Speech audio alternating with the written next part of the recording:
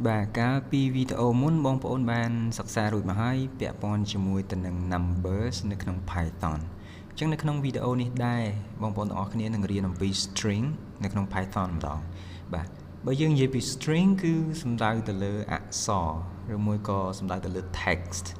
តើយើងអាចធ្វើការងារអីបានខ្លះជាមួយនឹង text នៅក្នុង Python ហ្នឹងតើយើង handle text នៅក្នុង Python បានដោយរបៀបណា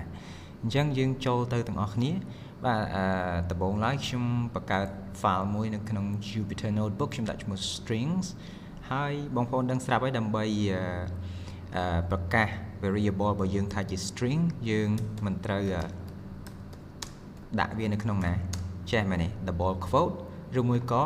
single quote បែបនេះអញ្ចឹងវានឹងដឹងថាគឺជា string ឧទាហរណ៍ថា this is the string ឧទាហរណ៍អញ្ចឹងណា this is the string អញ្ចឹងគ្រប់យ៉ាងដែលស្ថិតនៅក្នុង double quote វាស្គាល់ថាជាអក្សរណាវាស្គាល់ថាជាអក្សរអញ្ចឹងពេលដែលបងប្អូន print type នៃ my txt សំទោស type my txt អញ្ចឹងពេលដែលបងប្អូន print ឬក៏ run សំទោសយើងនឹងឃើញវាដាក់ថា class str គឺសំដៅទៅលើ string បាទ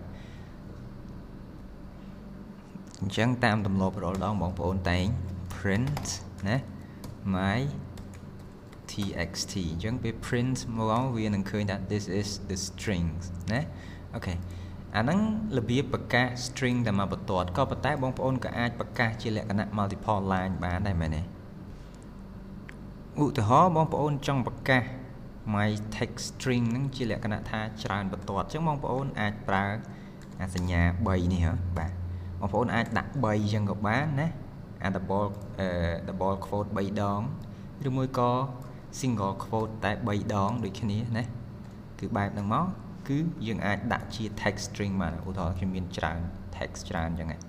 បងប្អូនឃើញទេអាចដាក់អញ្ចឹងបានដូចគ្នាណាអូខេអញ្ចឹងបងប្អូនចង់ចុះបន្ទាត់មិនបាទក៏បានដែរនិយាយទៅឲ្យតែវាស្ថិតនៅក្នុងអា double quote 3ដងហ្នឹងឬមួយក៏ single quote 3ដងអញ្ចឹងទៅបាទថាច់ច្រើនសំទោសខ្ញុំសេរីបន្តិចអូច្រើនមែនតើបាទអូខេអញ្ចឹងពេលដែលបងប្អូន print ណាវានឹងចេញទាំងអស់ណាបើសិនជាបងប្អូនចង់ដាក់ជា multiple line string អញ្ចឹងអូខេគឺប្រើវិធីសាស្ត្របែបហ្នឹងអញ្ចឹងពេលដែលបងប្អូន run អូខេយើងនឹងឃើញ string នឹងទាំងអស់អូខេឥឡូវខ្ញុំលុបវាបន្តិចដោយសារវាច្រើនអូខេលុបវាបន្តិចសិនអាហ្នឹងគាត់ថា my paragraph ឬក៏ my text អញ្ចឹងចុះមួយទៀត string បងប្អូន string ដូចជា array អញ្ចឹងដែរណាអញ្ចឹងវាប្រើប្រាស់លេខ index ដើម្បីចូលទៅ access ធាតុនីមួយៗឧទាហរណ៍ណាmy string ខ្ញុំដាក់ my string អញ្ចឹងចុះស្មើ hello world ឧទាហរណ៍ណាអូខេអញ្ចឹងបើសិនជាវាជា string បងប្អូនអាចជ្រៀក string នឹងបានមានន័យថាអាចប្រើ slicing string ក៏បានយើងអាចប្រើ index ដើម្បី access អក្សរនីមួយៗនឹងក៏បានដែរអូខេឧទាហរណ៍ថា string អូខេ my string នៃអីគេនៃ0មានន័យថាម៉េច my string នៃ0អញ្ចឹង string នៃ0ហ្នឹងគឺសំដៅទៅលើលេខ index របស់ string my string ហ្នឹងឯងអញ្ចឹងលេខ index លេខ0គឺណាគឺអក្សរ h អញ្ចឹងបើសិនជាបងប្អូន print ណា print my string នៃ0វាប្រកាសជាបោះអក្សរ h នេះណាអញ្ចឹងបងប្អូន control enter មកដើម្បី run ឃើញទេវានឹង h ហើយបើសិនជាយើងដាក់1វានឹងចេញអក្សរ e អញ្ចឹងបងប្អូនត្រូវចាំ index របស់ string នៅក្នុងភាសា programming វាមាន index ចាប់ផ្ដើមពីលេខ0ទៅណាអូខេអញ្ចឹងបើសិនជា index លេខ0គឺសំដៅទៅលើនេះ index លេខ1សំដៅទៅលើអានេះលេខ2សំដៅទៅលើអានេះអូខេមួយទៀតបងប្អូនក៏អាចប្រើប្រាស់ for loop ដើម្បី print គ្រប់អក្សរទាំងអស់នៅក្នុង string មួយហ្នឹងឧទាហរណ៍ថាខ្ញុំបង្កើត cell ថ្មីមួយទៀតអូខេអញ្ចឹងខ្ញុំដាក់ថា for អីគេ for letter ណា for letter in my string អូខេ in my string គឺ for loop នៅក្នុង Python ទេអញ្ចឹងគឺអត់បញ្ហា យើងឲ្យ print letter អញ្ចឹងពេលបងប្អូន print វានឹង print ចេញទាំងអស់ណាគ្រប់អក្សរទាំងអស់អូខេឬមួយក៏បងប្អូនកុំចង់ឲ្យវាចុះបន្ទាត់អញ្ចឹងបងប្អូនអាចដាក់អញ្ចេះ end ស្មើហ្នឹងអូខេដក clear អញ្ចឹងមានន័យថា h ដក clear e វាឡើងចុះបន្ទាត់គឺមានន័យថានៅចុងបញ្ចប់នៃ loop នីមួយហ្នឹងគឺវាអត់ចុះបន្ទាត់អញ្ចឹងទេគឺវាដក clear ចេះវិញអូខេអានេះបងប្អូនមិនបាច់បារម្ភទេដោយសារតែ for loop បងប្អូននឹងរៀននៅមេរៀនខាងមុខទៀតអញ្ចឹងអានេះយើងអាចប្រើ for loop ដើម្បីចូលទៅ access គ្រប់ធាតុទាំងអស់នៃ string របស់យើងបាទហើយមួយទៀតបងប្អូនក៏អាច check មើលប្រវែងនៃ string បានដែរឧទាហរណ៍ថាខ្ញុំយក my string ដែរអូខេខ្ញុំកើត cell ថ្មីសំទោសខ្ញុំដាក់នៅខនេះវិញអូខេខ្ញុំ move វាមកក្រោមអញ្ចឹងខ្ញុំប្រកាស my string មួយ hello world បាទ my string s ចេះមកអូខេ my string s ខ្ញុំដាក់ hello world ហើយបន្ទាប់មកទៀតខ្ញុំឆែកមើលប្រវែងនៃ string អញ្ចឹងខ្ញុំប្រើ function មួយឈ្មោះថា len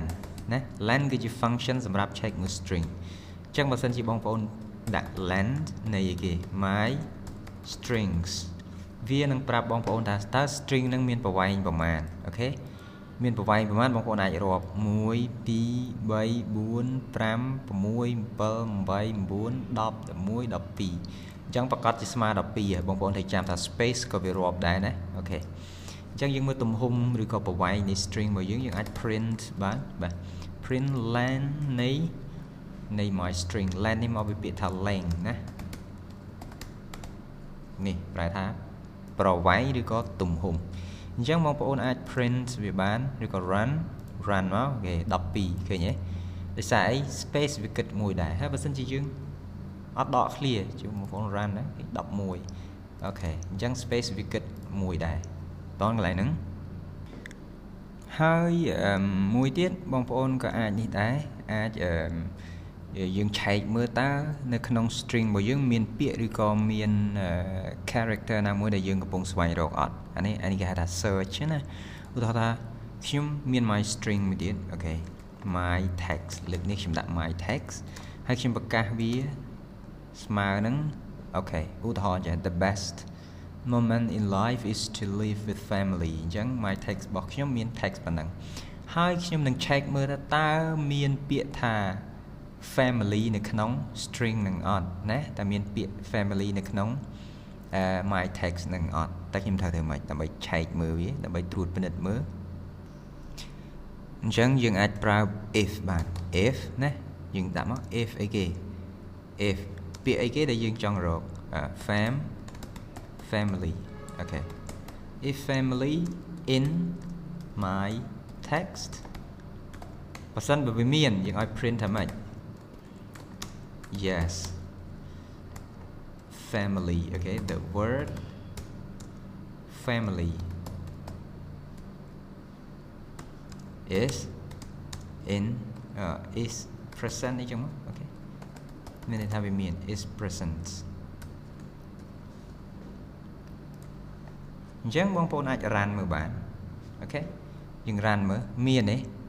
អញ្ចឹងបើសិនជាវាមានពាក្យ family van វានឹងបោះ message នេះក៏ប៉ុន្តែបើសិនជាវាអត់មានពាក្យថា family នឹងទេវាមិនបោះ message yes the word family represent អត់មានទេអញ្ចឹងយើង run មកឃើញទេ yes the word family is represent ក៏ប៉ុន្តែបើសិនជាយើងឆែករកមើលពាក្យផ្សេងឧទាហរណ៍ថាអីគេ world អូខេជាមើលបើសិនជាវាអត់មានពាក្យ world នឹងទេគឺវាអត់ display message នឹងទេបងទេជាមួយយើង run the word world represent មែនអត់សុំទោសបងប្អូនច្រឡំកន្លែងនេះយើងឆែករកពាក្យ world តាមិន family ណាអញ្ចឹងបើសិនជាពាក្យ world វាអត់មាននៅក្នុងហ្នឹងពិតមែនគឺវាអត់បោះ message អីទាំងអស់ឃើញទេក៏ប៉ុន្តែយើងអាចដាក់អញ្ចេះ else អូខេ else យើងឲ្យ print ណា no the word world is not presented បាទ chẳng phải để bong bóng run dương nâng khơi no the word world is not represented chẳng phải là tiệm world nâng ọt miền ởក្នុងnâng tì ọt miền ởក្នុងnâng vì nâng chạy mở này tại bởi dân chỉ tiệm world miền ởក្នុងnâng vì nâng bỏ xa mùi này ok